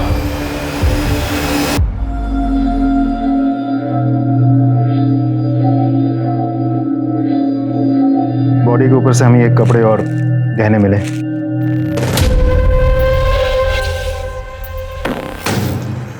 हेमा!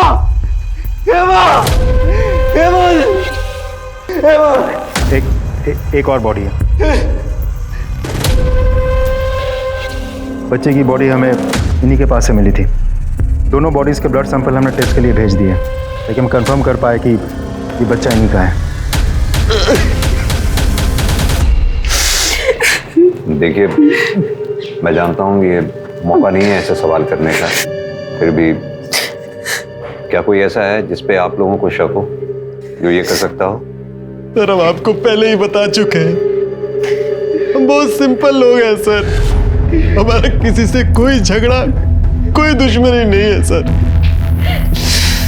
शायद ही कोई ऐसा हो जो हेमा के मां बनने से दुखी होगा।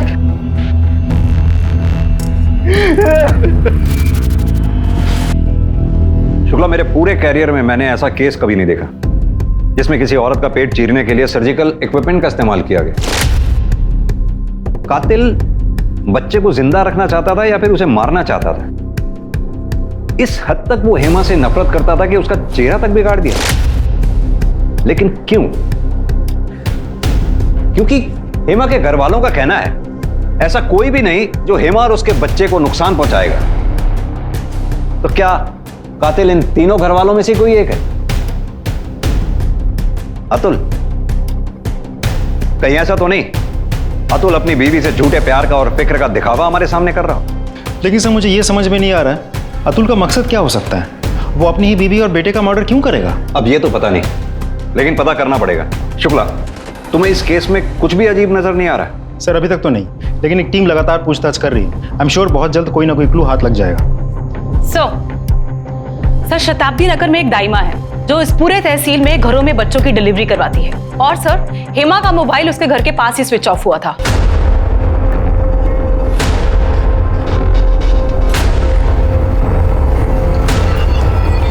आप इसे जानती हैं? जी, इसे कैसे भूल सकते हैं? अभी 2 दिन पहले तो आई थी हमारे पास। क्यों आई थी आपके पास? जाके एक समस्या थी, वही हल कराने आई थी हमारे पास। दाइमा, क्या आप मेरी मदद कर सकती हैं?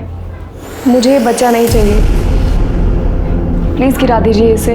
बोरा गई है क्या? हाँ, क्या बोल रही है? अरे हम इन हाथों से दुनिया में नया जीवन लाने का काम करते हैं, और तू हमें जीव हत्या करने को कह रही है? अरे क्यों मारना चाहती है अपने बच्चे को? बिटिया, वो बड़े किस्मत वाले होते हैं जिन्हें ऊपर वाला औलाद देता है। तो आप ये बच्चा गिराने में मेरी मदद नहीं करेंगी? ना बिटिया, ये पाप हमसे तो ना होगा। क्या हेमा अपना बच्चा गिराना चाहती थी? हाँ, तो यही तो बोल रहे हैं हम आपको इतनी देर से। उसने कुछ बताया कि वो क्यों अपना बच्चा गिरवाना चाहती थी? नहीं, हमने भी बहुत पूछा पर कुछ बोली नहीं वो। अच्छा, कोई आया था उसके साथ या वो अकेली आई थी? आई तो अकेली थी, पर हाँ, बार बार अपना फोन देख रही थी। क्या देख रही थी मोबाइल में? वो तो मालूम नहीं, लेकिन वो बोली कि दाइमा, क्या मैं फोन चार्ज कर सकती हूँ यहाँ पे? वो देखिए ना, बैटरी खत्म हो रही है तो फोन बंद हो जाएगा। बिटिया, हमें तो कोई दिक्कत नहीं है, पर तुम खुदे देख लो, बिजली नहीं है, शाम को 6 बजे तक आएगी। अच्छा, आप ये बता सकते हैं कितने बजे के आसपास की बात रही होगी? जी कोई शाम के 4 बजे होंगे। शुक्ला, बड़ी अजीब सी बात है। हेमा बच्चा चाहती थी, बच्चे को जन्म भी देने वाली थी, वो भी लड़का, जिसके लिए उसकी फैमिली ने उसे परेशान कर रखा था। सुबह ही उसकी गोद भराई हुई थी, फिर अचानक ऐसा क्या हुआ होगा जिसके लिए वो बच्चा अबॉर्ट करवाना चाहती थी? माजरा क्या है, कुछ समझ में नहीं आया। सर, वैसे हमने विमला दाई का बयान चेक कर लिया है। वो सच बोल रही थी। उस एरिया में दोपहर 2 से शाम के 6 बजे तक बिजली नहीं रहती, और उस एरिया में आसपास कहीं भी सीसीटीवी कैमरा भी नहीं है। सीसीटीवी नहीं है, पर यह तो हो सकता है कि किसी इंसान ने कुछ देखा हो, कुछ सुना हो। हेमा उस दिन अपना फोन चार्ज करना चाहती थी। शुक्ला, हेमा के साथ जो कुछ भी हुआ तो 4 बजे से 9 बजे के बीच में हुआ। सर, हेमा के कॉल रिकॉर्ड्स में जो नंबर मिला था, जिस पर 1 महीने तक उसकी लगातार बात हुई थी, और उसके गायब होने से पहले अचानक 1 महीने पहले उसकी बातचीत बंद हो चुकी थी, वो नंबर महेश शर्मा का है। ये Mahesh Sharma nature IVF clinic में पार्ट टाइम वार्ड बॉय का काम करता है, जहां हेमा अपने बच्चे के ट्रीटमेंट के लिए गई थी। महेश शर्मा? सर, ये महेश शर्मा तो सिटी नर्सिंग होम में भी वार्ड बॉय का काम करता है, और जिस दिन मयूरेश और सोनाली की 1 दिन की बेटी गायब हुई थी, उसी दिन से वो काम पे नहीं आ रहा है। फोन भी स्विच ऑफ आ रहा है। सर, महेश का फोन ऑन हुआ और उसकी लोकेशन भी ट्रेस हो गई। शुक्ला, इससे पहले कि वो दोबारा फोन बंद करे या गायब हो जाए, उठा के ले आओ उसे। सर, ऐसे ही मारा था हेमा और उसकी बच्ची को, ऐसे ही मारा था। बोल। हम कुछ नहीं किए, सब सच बता रहे हैं, कसम खा के बोल रहे हैं साहब, हम निर्दोष हैं, हम कुछ नहीं किए। झूठी कसम खाना छोड़ और सच उगलना शुरू कर, वरना हेमा और उसकी बच्ची के मर्डर के जुर्म में यही जिंदगी भर सड़ेगा, समझा? सच ही तो बोल रहे हैं साहब। वो हेमा मैडम जी से थोड़ी बातचीत हो जाती थी, उसके बाद बस उतना ही था साहब। फिर वो एक दिन चेकअप को आई तो, ए सिस्टर, ऐसे मुंह लटकाए काहे बैठी हो? अरे माँ बनने वाली हो, जरा खुश रहा करो। महेश भाई, कैसे खुश रहूं मैं, जब पता है कि मेरे पेट पे बेटा नहीं, एक बेटी है। वो बेटी जो किसी को भी नहीं चाहिए, मैं जाके भी अपनी बेटी को नहीं रख सकती। हो सकता है कि मैं अपनी बेटी को खुद ही मार दूं। माँ होकर ऐसे राक्षस जैसी बातें काहे को करती है? अरे कितने भले मानस है जो बच्चा गोद लेने के लिए तरस रहे हैं। उन बेचारों को दे दो, उनका जीवन सफल हो जाएगा। हेमा को ये किसने बताया कि उसके पेट में लड़का नहीं लड़की है? डॉक्टर ने? हमका बताए, कौन बताया? हमें तो वही बताई थी। फिर 1 महीने बाद हेमा मैडम जी अपनी वादे से मुकर गई और हमारी जान आफत में आ गई। काहे कि हम सामने वाली फैमिली से बेटी देने के लिए एडवांस पहले ही उठा लिए थे, इसलिए हम सोनाली की बेटी को चुरा लिए। इसे पता लगवाओ कि सोनाली और मयूरेश की बेटी कहाँ पर है, उसे यहाँ लेकर आओ। इसके ऊपर इलीगल अडॉप्शन, किडनैपिंग, हेमा और उसके बच्ची के मर्डर का चार्ज लगाओ। और हाँ, इसके कॉल रिकॉर्ड्स और मोबाइल लोकेशन रिकॉर्ड सारे निकलवाओ। पता करो 2 फरवरी को ये कहाँ था जिस दिन हेमा शताब्दी नगर गई थी, जहाँ उसका मर्डर हुआ था। सर, यस इंस्पेक्टर, हेमा ने आईवीएफ ट्रीटमेंट के लिए हमारे क्लिनिक में रजिस्टर करवाया था, पर हमने उसे ट्रीटमेंट नहीं दिया। नहीं दिया मतलब? हेमा तो प्रेग्नेंट थी। हाँ, पर हमारे ट्रीटमेंट देने से कुछ दिन पहले ही वो नेचुरली प्रेग्नेंट हो गई थी। लेकिन डॉक्टर, जहां तक हमें पता है हेमा के पति अतुल का स्पर्म काउंट लो था, जिसकी वजह से हेमा प्रेग्नेंट नहीं हो सकती थी। इसे ही तो चमत्कार कहते हैं। जब इंसान पूरी तरह से हताश हो जाता है तो ऊपर वाला उसे निराश नहीं होने देता। क्या कभी हेमा ने ये जानने की कोशिश की कि उसके पेट में जो बच्चा है वो लड़का है या लड़की? एक नहीं, कई हजार बार पूछा था, पर मैंने उसे साफ मना कर दिया था। उन्होंने आपसे कभी बच्चा अबॉर्ट करवाने की बात की थी? नहीं। Excuse me doctor. Yes. Hello. हाँ, डीएनए रिपोर्ट आ गई? तो बच्चे से हेमा का डीएनए मैच कर गया, तो हेमा के पति अतुल से भी कर गया होगा ना? क्या?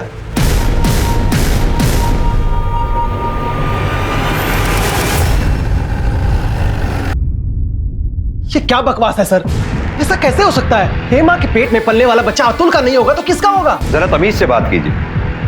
ऐसा मैं नहीं, डीएनए रिपोर्ट कह रही है कि हेमा के पेट में जो बच्चा था वो अतुल का नहीं था। हाँ, तो क्या भरोसा कि जो डीएनए रिपोर्ट में लिखा है वही सच है? हो सकता है कि जबरदस्ती आप ये हेमा के पेट में पलने वाला बच्चा अगर मेरा नहीं था तो वो राजेश भाई साहब का ही होगा। तो क्या पक रहा है? होश में है? थोड़ी तो शर्म कर। मुझे शर्म नहीं आ।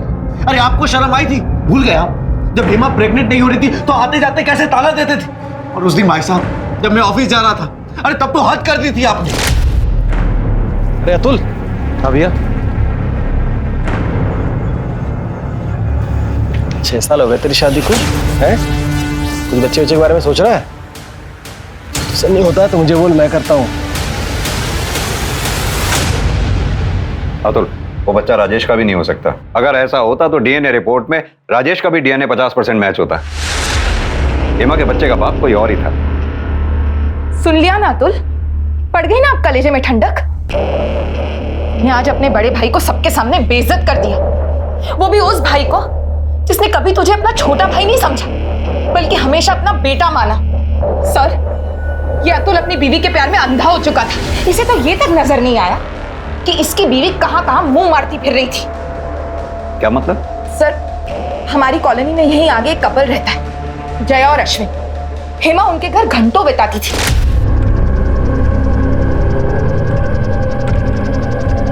हेमा, मंदिर से आ रही हो? हाँ भाभी। क्या हुआ? पूरा पसीना पसीना हो रही हो। चलो थोड़ी देर मेरे यहाँ आराम कर लो, फिर चली जाना। भाभी मैं शाम को आता हूँ। नहीं, कुछ नहीं, चलो अंदर, चलो चलो चलो जल्दी चलो। मैंने खुद कितनी बार देखा है कि जया अपने घर का दरवाजा बाहर से बंद कर उन दोनों को अकेले छोड़कर चली जाती थी। अब भगवान ही जाने वो दोनों अंदर अकेले में क्या क्या गुस्सा बनाते थे। जबान संभाल के। अरे तू मुझे क्या चुप करवा रहा है? ये सब तेरी बीवी तेरे पीठ के पीछे करती थी जब तू ऑफिस में रहता था।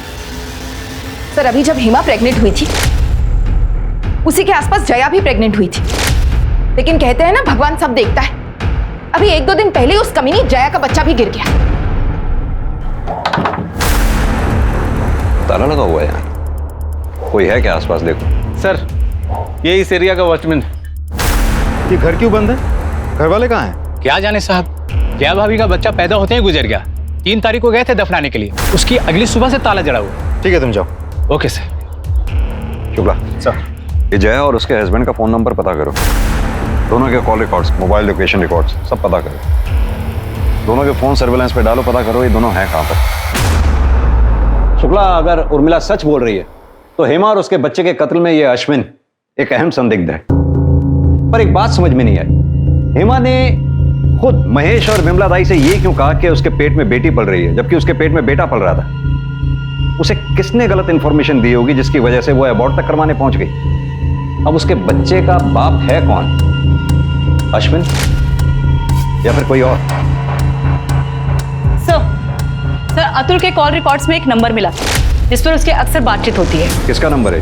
सर, अतुल के घर में काम करने वाली बाई रत्ना का। और जब हमने रत्ना के बारे में पता किया तो ये पता चला कि रत्ना भी 7 महीने प्रेग्नेंट है और अतुल उसे पिछले कुछ दिनों से पैसों की मदद कर रहा है। ओह, तो कहानी में एक और ट्विस्ट। ये सिंपल लोग तो कुछ ज्यादा ही घुमावदार निकले।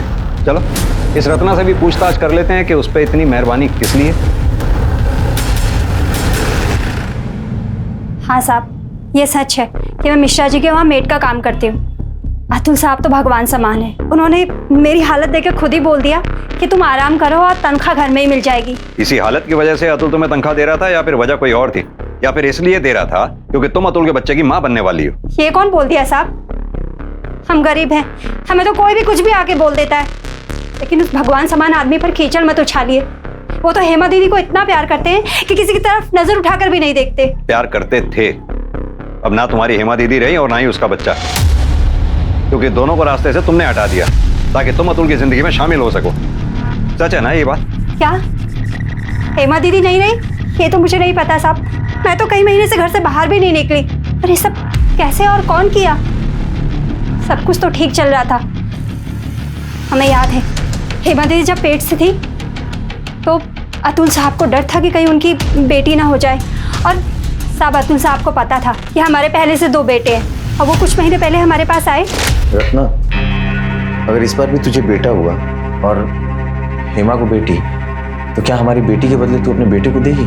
किसी को कुछ पता नहीं चलेगा, तेरे पति को भी नहीं। बोल, देगी अपने बेटे को? और इसके बदले में मैं तुझे 5 लाख रुपए भी दूंगा।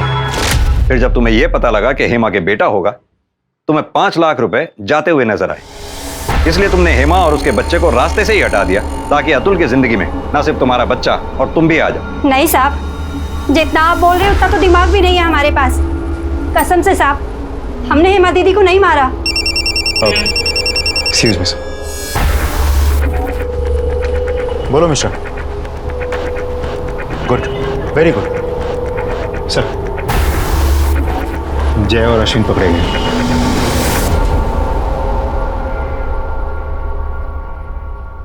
बोलो बोलो।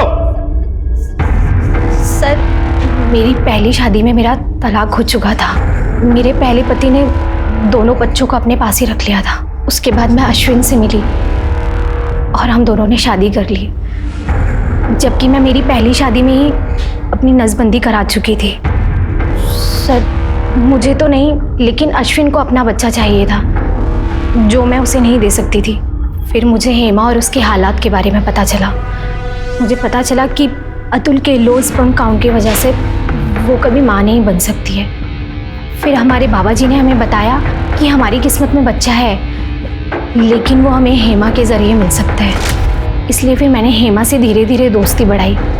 उसके बाद वो अपना दुख बताने के लिए मेरे पास आती थी और फिर मैं उसे लस्सी या जूस में नशे की गोलियां मिलाकर दे देती थी, जिससे वो सो जाती थी।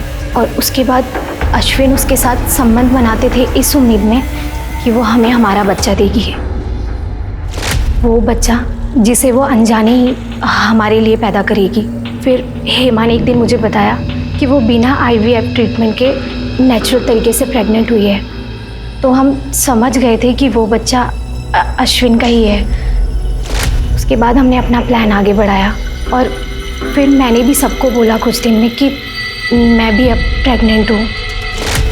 हेमा मुझे बताती थी, बल्कि हेमा क्या बताती थी, मैंने खुद देखा था कि उर्मिला उसके साथ अच्छा बर्ताव नहीं करती थी, क्योंकि हेमा एक बेटी को जन्म देने वाली थी। पपीता बच्चे की सेहत के लिए बहुत अच्छा होता है, खा ले। नहीं भाभी, बिल्कुल भूख नहीं है सच में। ये बच्चे के लिए अच्छा है, खा ले, थोड़ा सा खा ले। उर्मिला भाभी, ये क्या कर रही हैं आप? आपको पता है ना हेमा प्रेग्नेंट है और पपीता गर्म होता है, इतना भी नहीं पता? बच्चे को नुकसान कर सकता है। हेमा की हालत को देखकर मैंने उससे कहा कि मुझे बेटा होने वाला है, इसलिए मैं तेरी खुशी के लिए अपना बेटा तुझे दे दूंगी और तेरी बेटी मैं ले लूँगी। मैंने उसे बोला कि हमें डिलीवरी एक दिन मेरे ही घर पर करनी होगी, ताकि किसी को ये ना पता चले कि हम क्या करने जा रहे हैं। और वो ये बात सुनकर बहुत खुश हो गई। जाने अनजाने में उसने जिस चीज़ का नाटक किया था, हम उसे सच करने वाले थे। हम उसे किडनैप करते और वो गायब हो जाती। उसके बाद उसका बच्चा हम ले लेते और सबको ये बोलते कि मैंने उस बच्चे को जन्म दिया है। सर, हेमा पहले ही गायब हो गई थी। हमें डर था कि हम किसी ना किसी मुश्किल में फंस जाएंगे और इसीलिए हमने जय के मिसकैरेज का नाटक किया और एक गुड़िया को दफना दिया, ताकि लोग समझे कि वो हमारा बच्चा था। और उसके बाद हम अपने गांव में जाकर छुप गए। इतनी मर्दानगी फूट रही थी। शुक्ला सर, अश्विन का DNA सैंपल लो और हेमा के बच्चे से मैच करके देखो। अश्विन पे हेमा के रेप का चार्ज और इन दोनों पे हेमा और उसके बच्चे के मर्डर का चार्ज लगाओ। नहीं सर, हमने हेमा को नहीं मारा। इतनी मक्कारी की है, क्या पता कि अब भी सच बोल रहे हों।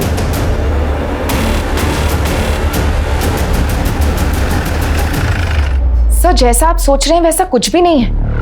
मुझे नहीं पता जया ने आपसे झूठ क्यों बोला। जया को झूठ बोल के क्या मिलेगा, लेकिन आपको सच बोल के थोड़ी बहुत राहत जरूर मिल सकती है उर्मिला जी। इसलिए अब आप सच बोलिए, वरना पुलिस को गुमराह करने के मामले में आपको अरेस्ट भी किया जा सकता है, समझिए आप। अब आप बोलिए। हाँ सर, मैंने हेमा से झूठ बोला था कि उसे लड़की होगी, क्योंकि मैं नहीं चाहती थी कि वो लड़की को जन्म दे। अगर उसे बेटा हो जाता तो सब कुछ उसका हो जाता। फिर मेरी बेटियों निधि और नेहा का क्या होता?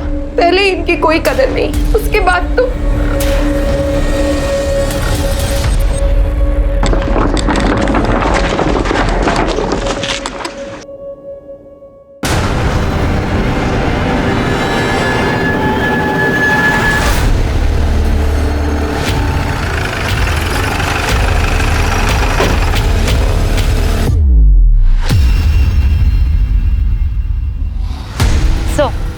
हेमा की तरह ये औरत भी प्रेग्नेंट थी, इसका भी पेट काटा गया है। और सर, चेहरा भी उसी तरीके से बिगाड़ा गया है ताकि पहचान ना हो सके।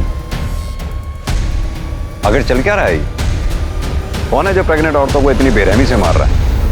ये तो तय था कि ये किसी एक ही अपराधी का काम था, क्योंकि दोनों महिलाओं को एक ही तरीके से मारा गया था और गर्भ से बच्चा निकालने के लिए बाकायदा सर्जिकल इक्विपमेंट्स का इस्तेमाल किया गया था और मां और बच्चे का शव भी आसपास ही पाए गए थे। ऐसा लग रहा था कि कोई जानबूझकर गर्भवती महिलाओं को निशाना बना रहा था। ये लीजिए आपकी चाय। अरे भाभी रुकिए। एक मिनट में बाहर गया कि आपको शांति नहीं है। लो मुझे दो।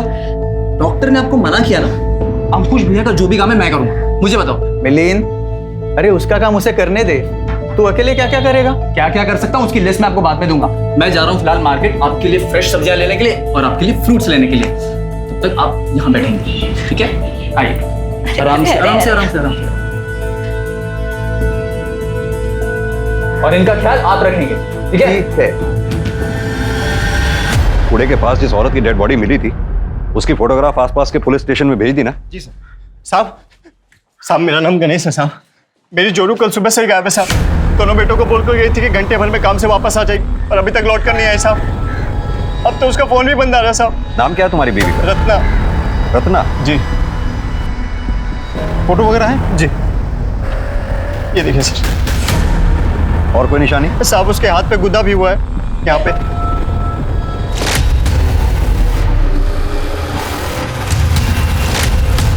आइए हमारे साथ। जी।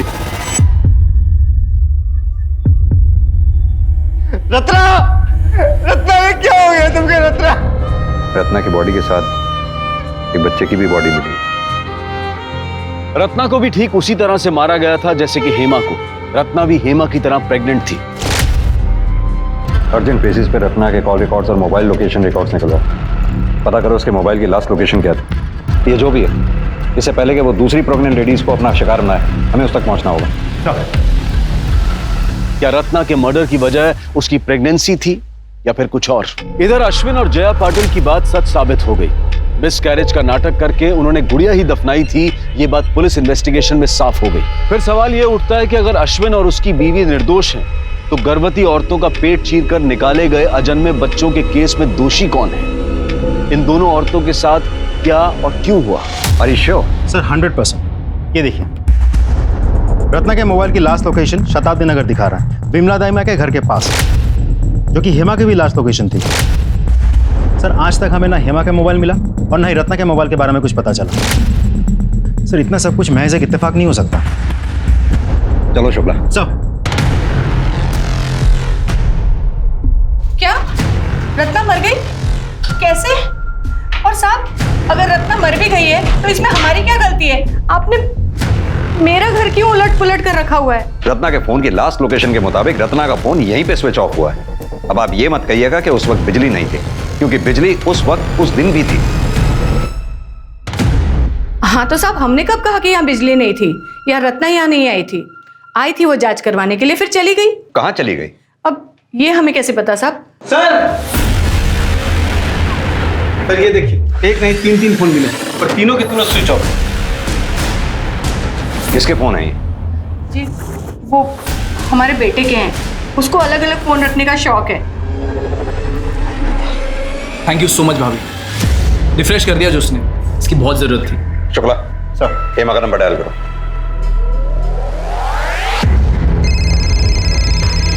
रत्ना का नंबर डायल करो।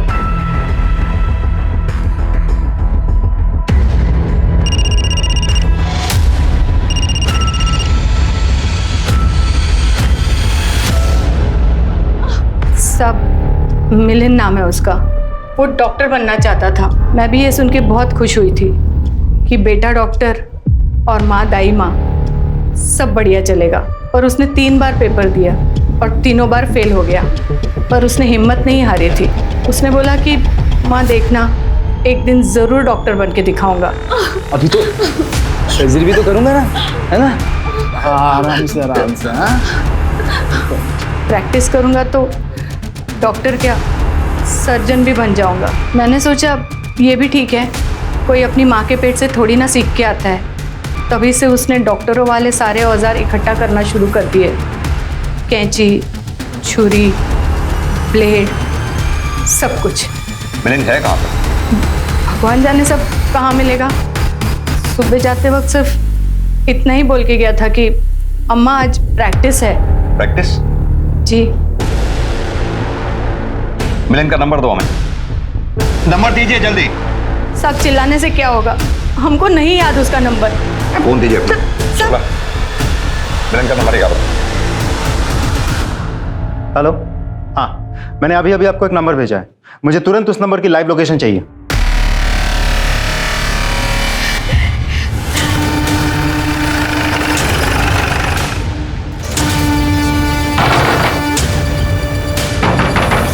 थोड़ा से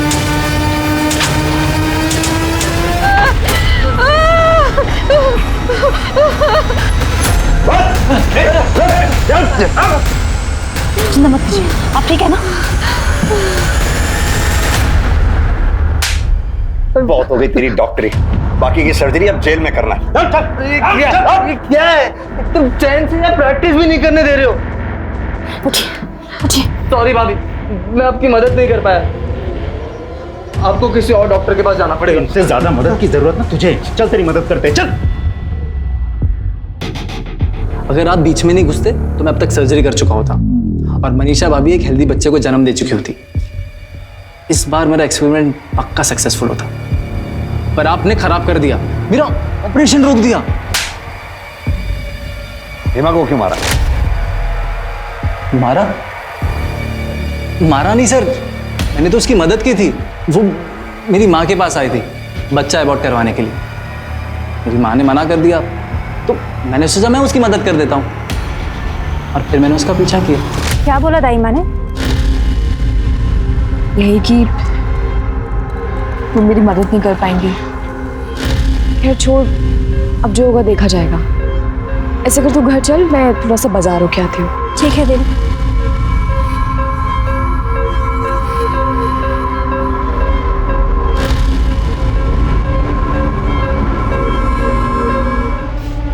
आप चाहो तो बच्चा अबॉर्ट करने में मैं आपकी मदद कर सकता हूँ। अब नहीं, आप घबराइए मत, मैं एक डॉक्टर ही हूँ और मैंने काफ़ी डिलीवरियाँ कराई है। प्रोसीजर बिल्कुल नॉर्मल है और इजीली अबॉर्ट हो जाएगा। आइए बैठिए ना। फिर मैं उसे अपने घर के पीछे खाली गोदाम में ले गया। ये तुम कहाँ लेके आए हो मुझे? तुम तो कहते तुम डॉक्टर हो। हाँ मैं हूँ, टेंशन मत लो। देखो मुझे ना तुमसे कुछ नहीं करना। फिर मैं समझ गया कि दोनों मर चुके हैं। मुझे बहुत गुस्सा आया उस औरत पर। अरे थोड़ा कोऑपरेट कर लेती तो क्या हो जाता, पर नहीं, दोनों की लाश को मैंने ठिकाने लगा दिया।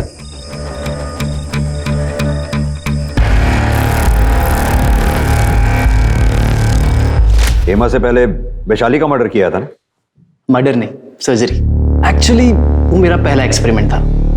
बहुत खराब काम किया था मैंने। मुझे अपने आप पर बहुत गुस्सा आया। तूने उसकी बॉडी कहाँ फेंकी?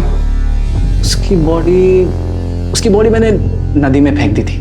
रत्ना को क्यों मारा? रत्ना? वो मुझसे जवाब मांगने आई थी। उसकी हिम्मत देखिए। उस दिन जब हम हेमादी को छोड़कर ऑटो में बैठे थे तो हम देखे थे तुम कुछ बात कर रहे थे ना हेमादी से।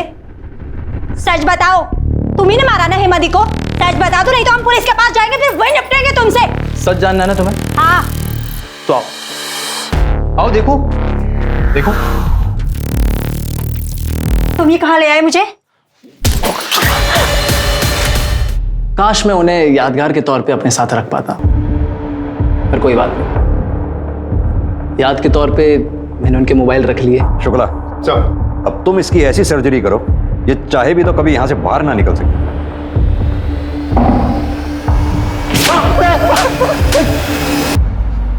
वो मासूम औरतें जो नन्ही जिंदगी को जन्म देने वाली थीं, किसी की सनक की भेंट चढ़ गईं। हालांकि सबकी कहानी दर्दनाक है, लेकिन हेमा जिसने एक बच्चे के लिए अपने घर परिवार यहां तक के पड़ोसियों की यातना झेली, और जब वो उस खुशी को पाने जा रही थी तो एक बीमार मानसिकता ने उसका ही जीवन छीन लिया।